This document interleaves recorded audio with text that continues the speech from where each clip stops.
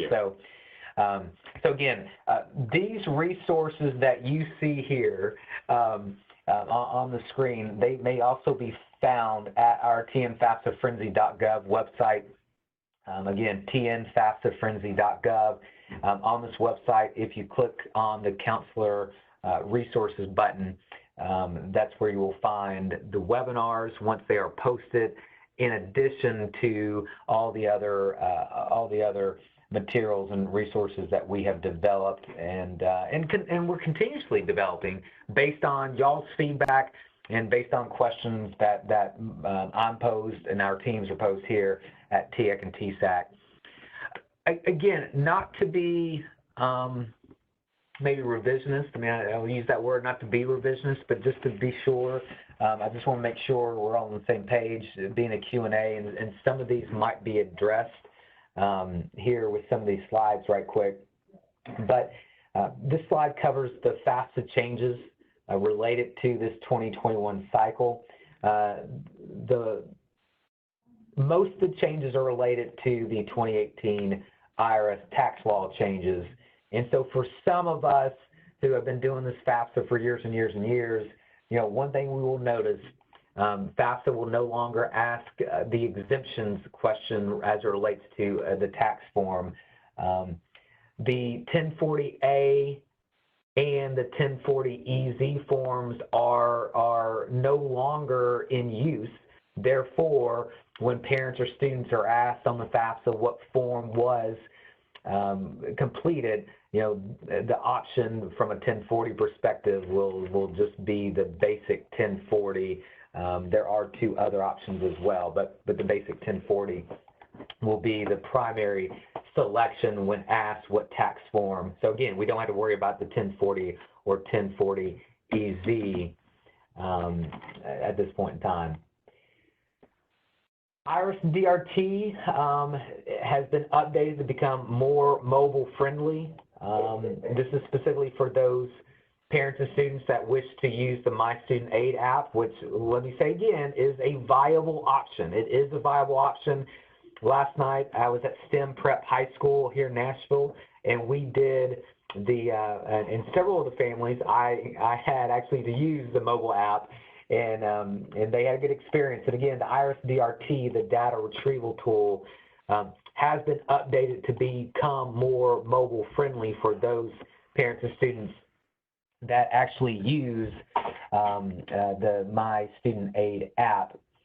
In terms of some additions right quick, back to the data, back to the tax law changes.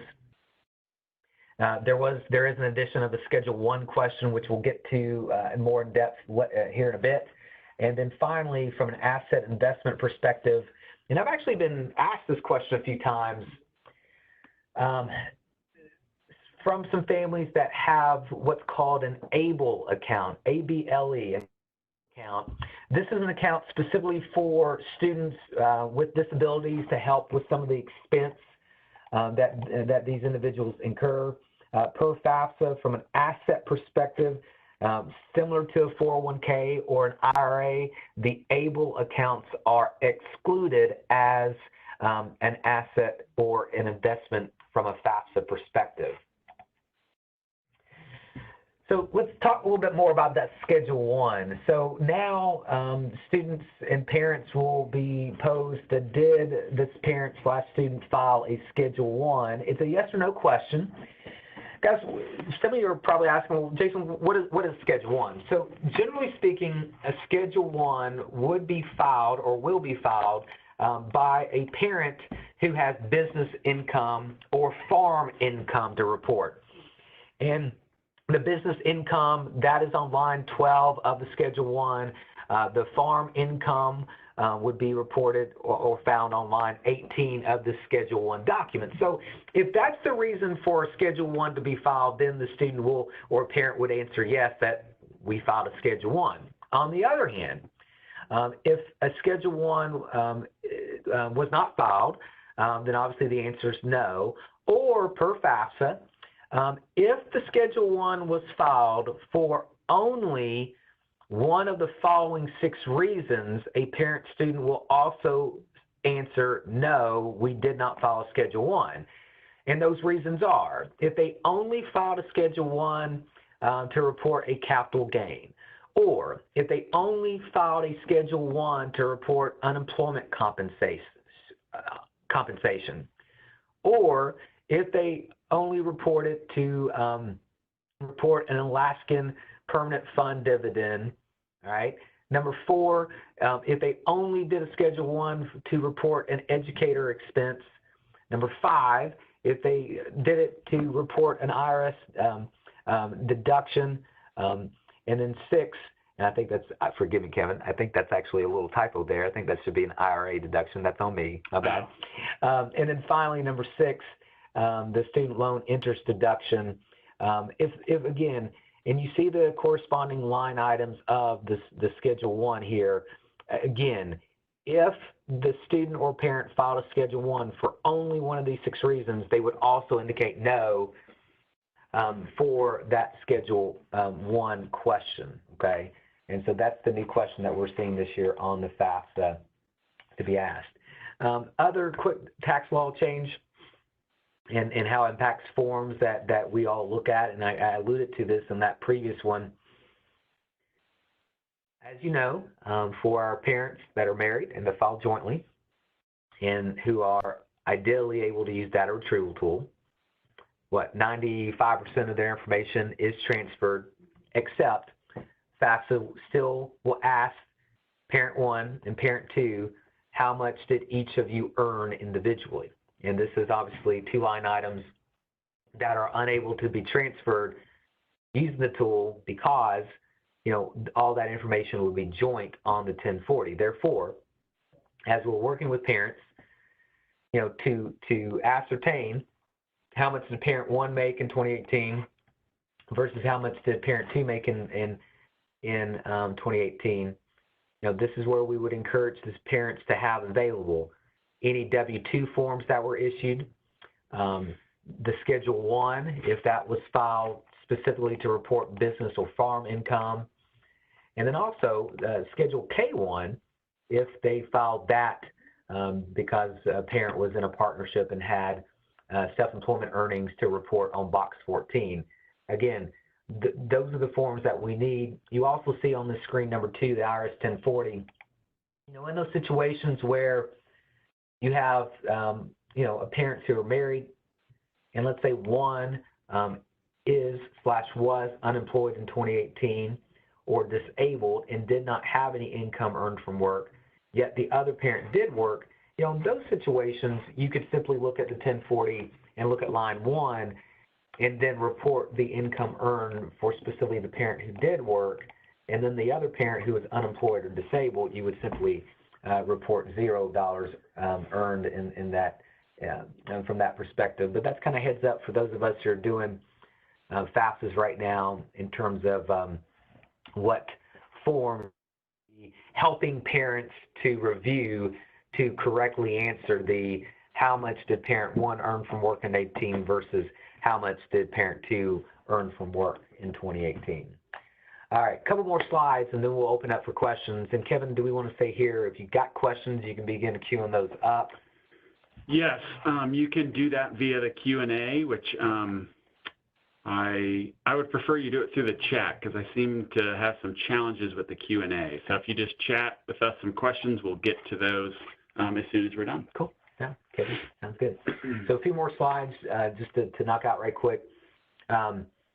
Auto zero calculation, this is just kind of just FY, you know, for some of our parents and students who are asked the question, would you, specifically in this, for this slide, parent and student, would you like to skip your remaining income and asset questions?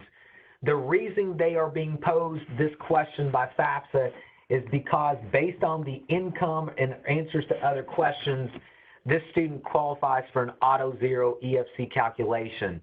And as of this 2021 cycle, to qualify for the auto zero calculation, the the parent's income combined must be $26,000 or less, and the parent or someone in the parent's household should indicate on the FAFSA that they are benefiting from one of the federal benefit programs, for example, Medicaid or food stamps or free and reduced lunch, or in the case of 2B, if they satisfy one of those requirements. So again, when you're looking on this slide, if the income is $26,000 or less, all right, then the parent has to satisfy at least one item from 2A or 2B. And if they are, so for example, like last night, I worked with one family whose combined income was $22,000, and the student and their students benefited from free and reduced lunch. This student qualified for an auto zero EFC calculation, and this family was presented that, would you like to skip your remaining questions? And yes, they do, and they moved on. The other simplified formula, the simplified EFC formula, for some of our families who are asked, would you like to skip your asset questions? It's because they qualify for what's called the simplified EFC formula. Basically, it's just like the auto EFC idea, but the difference is the income is $49,999 or less. And again, for example, student must complete or must be on free and reduced lunch, or someone or the family is receiving food stamps or Medicaid, something like that. That would qualify for the simplified EFC, and thus that would be a reason why for parents, some parents and students, you will see, do you want to skip the remaining asset questions? Just because one popped up, how about I take this question right quick? Ms. Carla asked, we got a couple. Go up for a second. We'll tackle Ms. Carla's first. If a student's parents did not work and the household relied on an older sibling's income, would they still list zeros for parents' income? The answer is yes.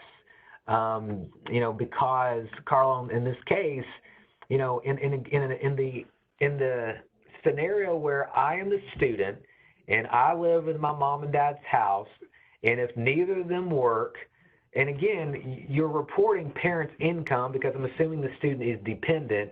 Yes, parents would indicate $0 earned in 2018. And, at least from an initial FAFSA submission, the siblings' income that's supporting the household, I would say initially, I would not have the student to or the student would not have to report anything on regarding that. Now, that said, depending on the college that the student attends, and depending on, I'm going to say, whether or not the student's FAFSA selected for verification, if obviously they see that mom and dad made no income, and obviously if, say, the student that's entering college has zero income, some colleges may say, all right, well, how in the world are you surviving here? And they might ask for some more information regarding financials, and in this case, they might ask, they could ask, is there another person that is providing the student some income support? And if that's the case, Carla, then that student, would work with the college, and the college would augment the FAFSA as they find fit based on that information. Okay. And I think we had another one from Shana. You're okay? Guys, we're pausing just for a second.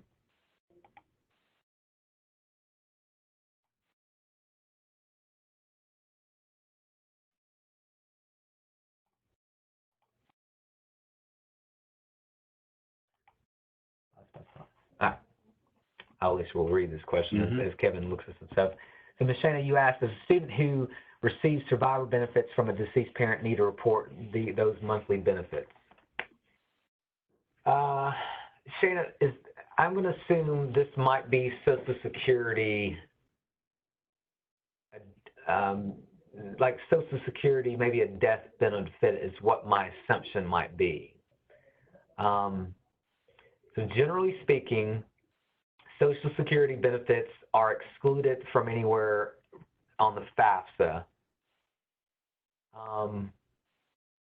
From an income earned from work, right, that's not considered income earned from work. Now, if by chance the student did have to file taxes on that Social Security, if by chance, Shana, and everyone, you guys know I'm not a CPA, so this is where sometimes I look black or white from a tax form perspective or whatever, then again, back to my scenario, if, however, for some reason they had to file taxes on that benefit, then that benefit would automatically show up in the AGI. But in terms of it would not, to me, be reported as income earned from work. And thinking through the untaxed income questions as well, I do know there is one section that asks about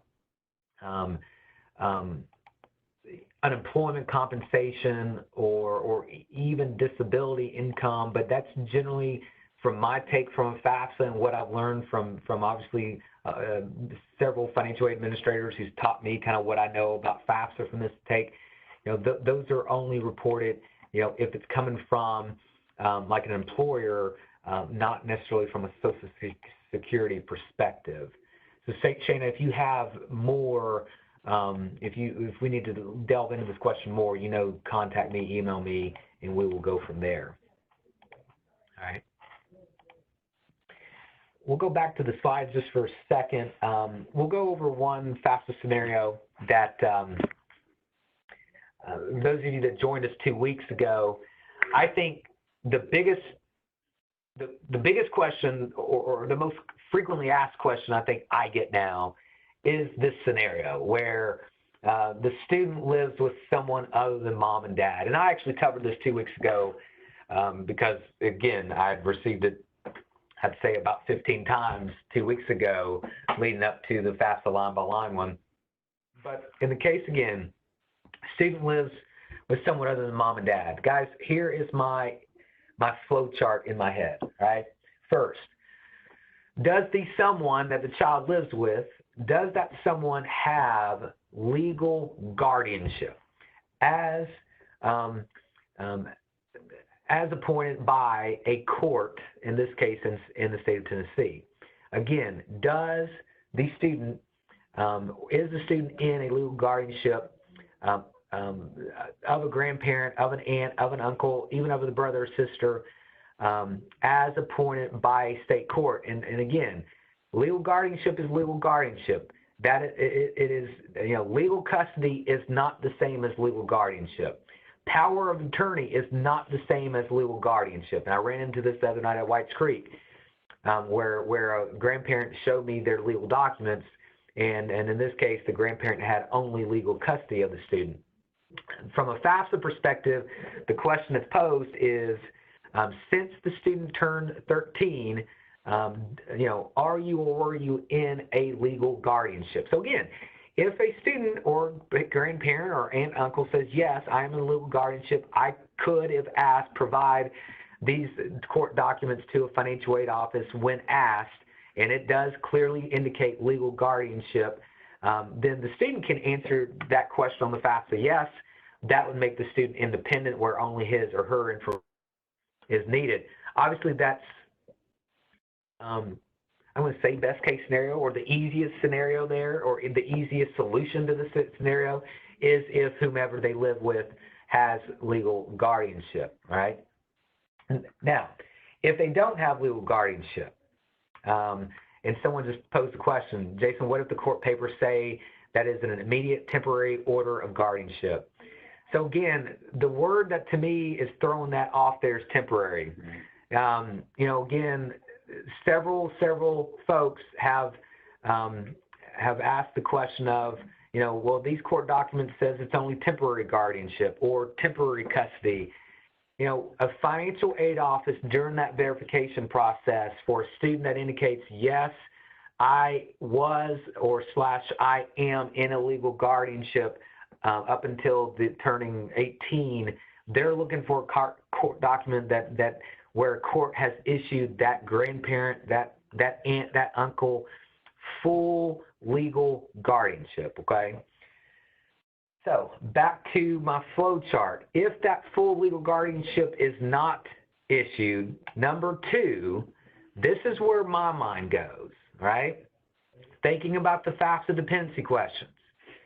can the high school or that school district, in this case, where the student lives with a grandparent, an aunt or an uncle, where guardianship is not or was not either sought or was not granted by court, does the student qualify for homeless or unaccompanied youth status per the McKinney-Vento Act?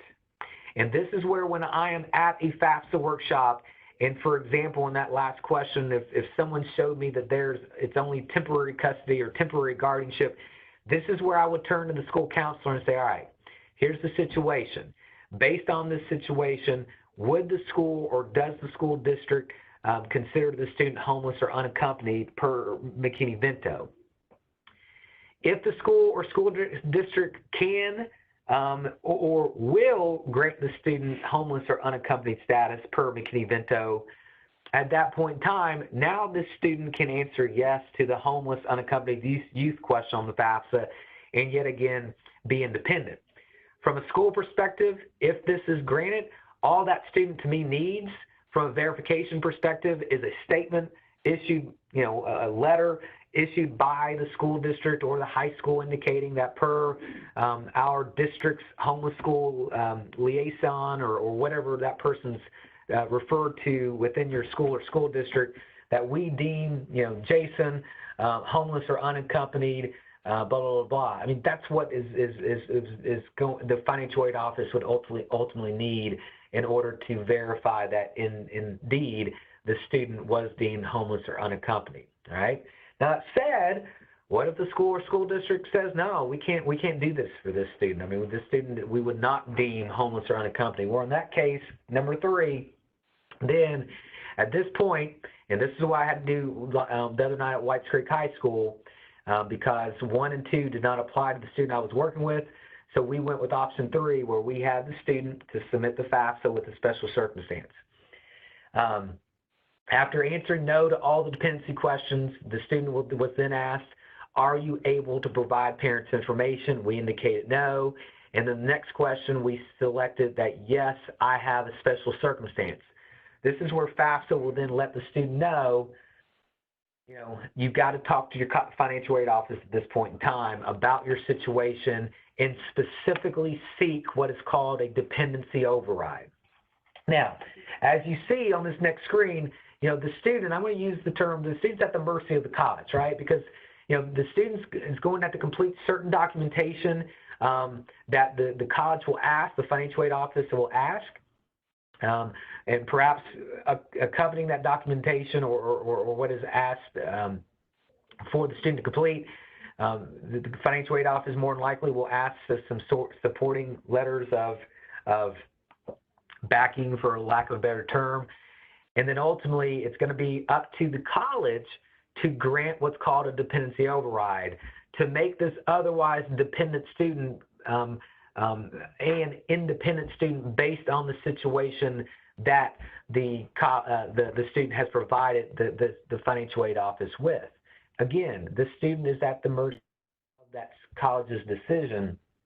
From a time frame perspective, I was talking to National State the other day, and they said, Jason, how most colleges, we'll only speak for ourselves, but I think this applies at most colleges, have this student to obviously submit the FAFSA now with that special circumstance. But come January, contact the college or colleges that the student's interested or has applied to and been accepted to, and then ask for the dependency override process documentation. Because around late January or early February, that is when colleges generally begin shifting their attention from the current, spring 20 students and their financial aid to now prepping potentially for fall 20 and their prospective students. So again, go ahead and have them submit the FAFSA now with the special circumstance. But generally speaking, most financial aid offices won't necessarily want these students to begin that dependency override process until after the new year. So again, reach out in January, February, asking about the documentation, okay?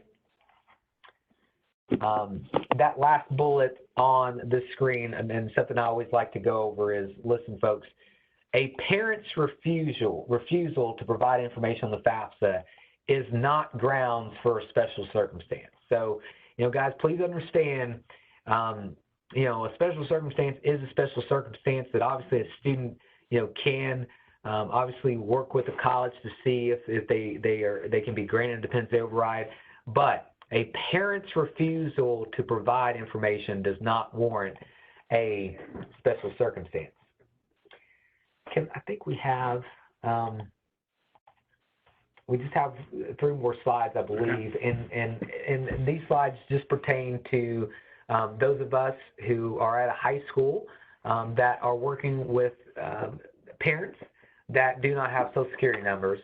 And this is a common text question, common email question for our parents who on the FAFSA, guys, as you know, for our parents that do not have Social Security numbers, on the FAFSA, when it's asked for the parent's social, the student/parent will enter all zeros for, the parent's Social Security numbers. Now, many of these parents still file taxes because they do work in the United States, even though they do not have socials. They perhaps have been granted ITIN, which is a tax identification number. Again, these students will enter all zeros for their parent socials on the FAFSA screen. Now, once the parent enters their tax information, they would have to manually enter it because they would be unable to create a username and password. Eventually, the family will run into the screen, where it says at the top here, verification required. And basically, it's where I call FAFSA kind of errors a little bit, where it wants to double check, hey, parent, you indicated that you filed taxes, yet you reported all zeros for your social. Is this in fact true?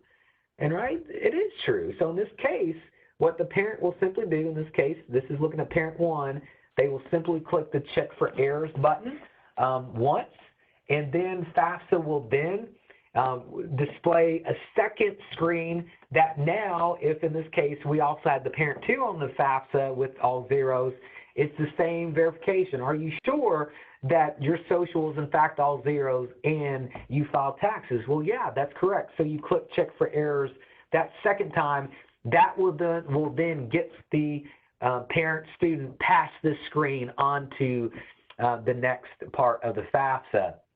And then finally, for these parents specifically without Social Security numbers, when they get to the signature page to sign, for the parent to sign, as a reminder, they will select the print a signature page option and then go through the subsequent screen to actually physically print a signature page, which a parent will have to sign, and then they will mail in to the address as it indicates on that signature page.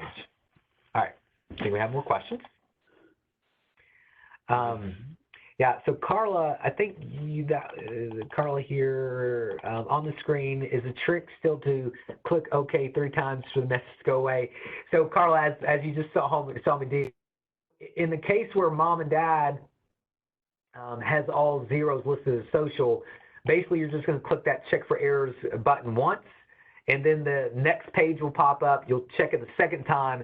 That will then get past those error screens, as I just showed on those past 2 slides. Shana, can I explain the type of tax return change? I no longer see a 1040A or an EZ option. Also, these options will not allow parents to use the IRS retrieval tool. No, Shana, you know you're good. That's good. So from a tax law perspective, honestly, I think this makes our FAFSA jobs a little bit easier, because, generally what you and I are seeing for all parents, those that file taxes, is they only filed a 1040. So no longer do we necessarily have to double check the tax returns to make sure, oh, is this a 1040A or 1040EZ or 1040 period? Now, if they file taxes, it's generally 99.9% of the time going to be a 1040. I will say this, per the FAFSA webinar that federal student aid conducted last week, okay? They did talk about the addition of what's called the 1040 NR, NR standing for non-resident. Guys, let me be clear here. I have not seen a 1040 NR. From FSA's discussion about what or who would file 1040 NR, it would be for example, like a parent who lives in France but does business in the United States and is required to file U.S. taxes. So again, it's some folks asked, well, would this be what the quote unquote parent without a social would file? The answer is no, because thus far I've only seen that they have filed 1040s, not 1040 NRs, because yet again, like all the tax forms, top left-hand corner of the form is what determines what the forms are. So, Shayna, in this case, you and I and everyone else listening to this right now, we're probably only going to see 1040s. And again, these families should be able to use the data retrieval as long as the parent has a username and password that they're able to create, because they actually are in possession of a valid Social Security number. So they should be able to use it. And then, as you may have heard me cover, but you may have jumped in after the fact, I'll go back to this one screen just about the income earned from work questions. For our families who are married but file jointly, the two lines, the two questions that FAFSA is unable to transfer data for, how much did parent one earn from work, how much did parent two? Shayna, in this case, and again to everyone, in this case, this is where we need to look at the W-2s, box 1, the Schedule 1, if one was filed. A Schedule 1 generally would be filed if a parent had business income to report or farm income to report. So specifically, the income earned from work that you would factor in here would be what's found on lines 12 and or 18, specifically on the Schedule 1. Again, it's a tax form, folks. Top left-hand corner will identify whether or not it is a Schedule 1. And then finally, some parents may have to file what's called a Schedule K-1. In that case, if you see one of those, you would be looking at box 14, code A, to see if there's anything reportable there in box 14, code A. So, Shana, hopefully that addresses your question there. See next. Carl asks, if a student does not have a legal first name, how would you proceed to file the FAFSA? So, Carl, I actually spoke with your colleague yesterday about this. So this is actually, I'm going to say, a new one, all right? It's a new one. So, Kevin, this is the scenario. Student has been issued a valid Social Security number, not a DACA social, but a valid social. And the student has been issued a green card, right? So this student is a permanent resident. This student is an eligible non-citizen. However, per Carla's question here, that Social Security card actually indicated no name given. Carla, on this one, my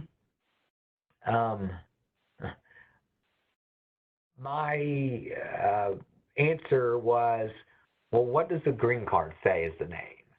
Now, if we see that the green card also says no name given or first name unknown or something like that, then, Carl, I told your colleague to let me know. Carl, you know this. You can let me know. Because in my head, my thought process a little bit here is maybe we have the student simply to do a FAFSA PDF and mail it in. And at least to get something on file, because, you know, that's something I'm going to have to, you know, spin my wheels about a little bit, and maybe even reach out to colleagues, Dave Bartnicki specifically at FSA, to see his advice for this. My guys, we're all in this together, and I think if Dave Bartnicki was leading this same webinar from a federal perspective, I think he would share the same thing, because he's much like me, very candid. You know, we're all into this together.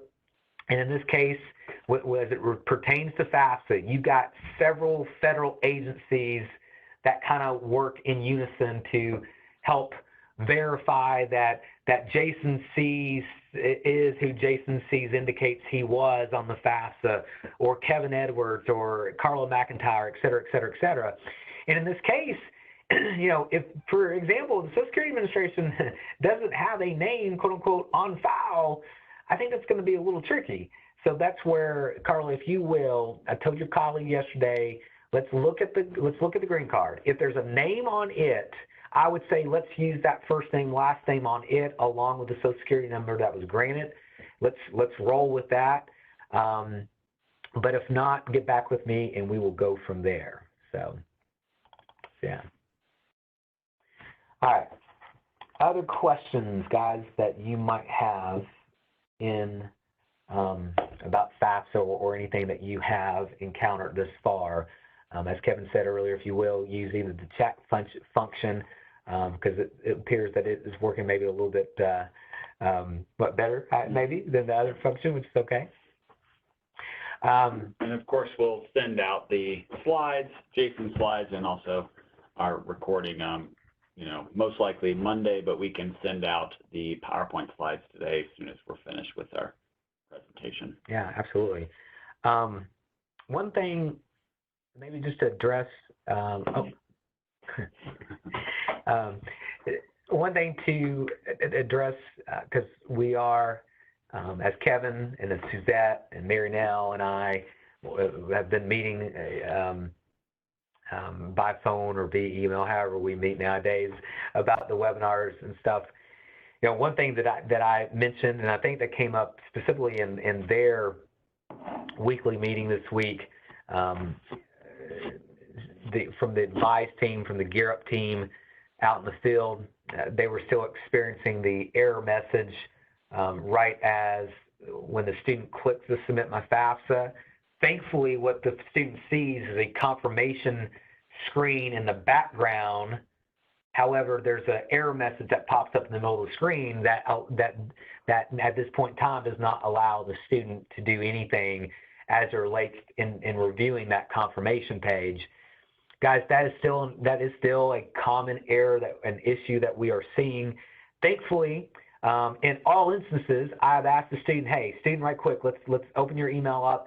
Do you have an email that says your FAFSA was successfully submitted, a confirmation page email? And in all instances, yes, the student has received that. So thankfully, even though this error message pops up, it appears that the FAFSA in all instances is still being submitted. It's just a little frustrating because they're having to just double check their email just to make sure it's there. But FYI, guys, that is a common error that we are still experiencing at all high schools right now, and also at colleges that are doing FAFSA workshops, and a couple that I've already been to, helping returning college students.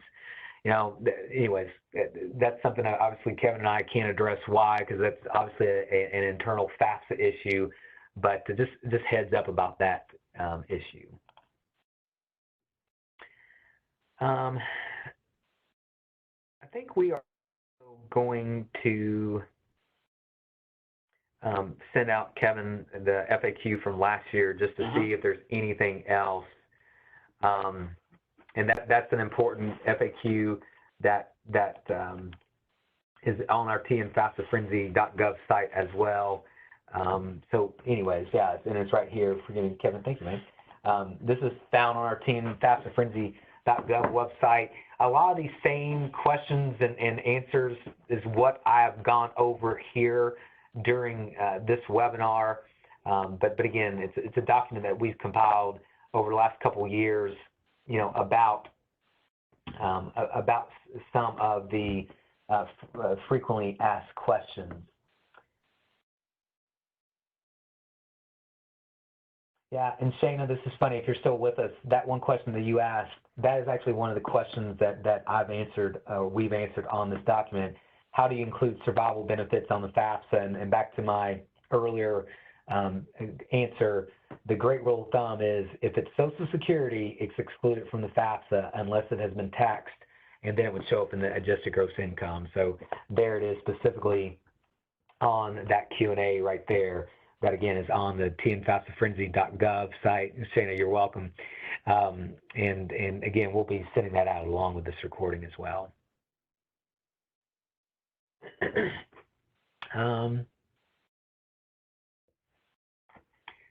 Kevin, I think we're pretty good. I mean, hopefully we've really taught these folks. They're just ready to rock and roll and do the FAFSA. Perhaps we should just mention about school selections one more time, because maybe just thinking out loud, this might be actually the third most common question I'm getting right now, is that some of these schools, we got a lot of eager students, which I love to see, students that are indicating to me, Jason, I'm thinking about 16 different colleges right now. How do I get my FAFSA to those 16 colleges? And as a reminder, and as I've been instructing them initially on this first FAFSA, they need to enter 10 colleges, press submit.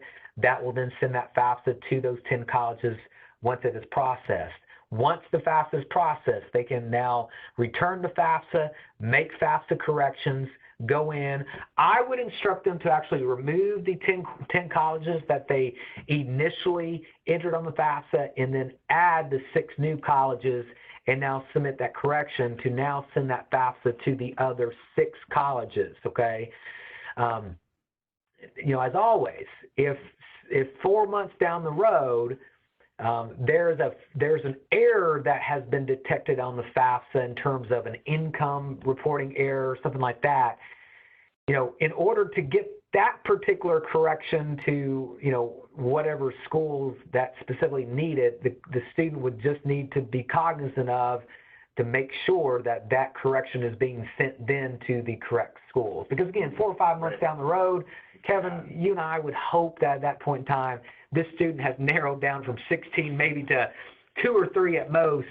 And at this point, you just want to make sure that those 3 colleges that need this correction the most, that was how you then send it there.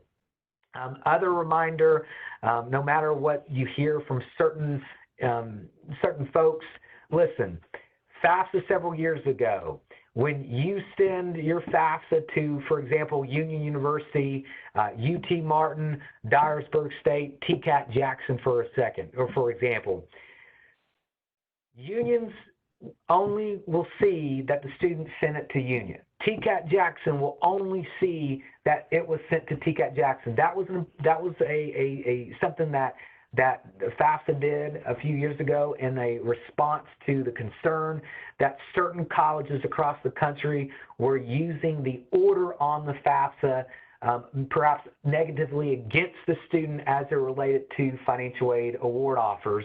And so now each college only sees that it was listed on the FAFSA. It does not see all the other colleges that the student listed or what order they were put in. And again, that was our response of the concern of what some colleges across the country perhaps were doing, again, potentially harming our students. That said, from a TSAC perspective, this is a reminder, all right? In my example I just gave you, if you have listed Union University first on your FAFSA, at that point in time, all the student state aid will be based on attendance next to Union.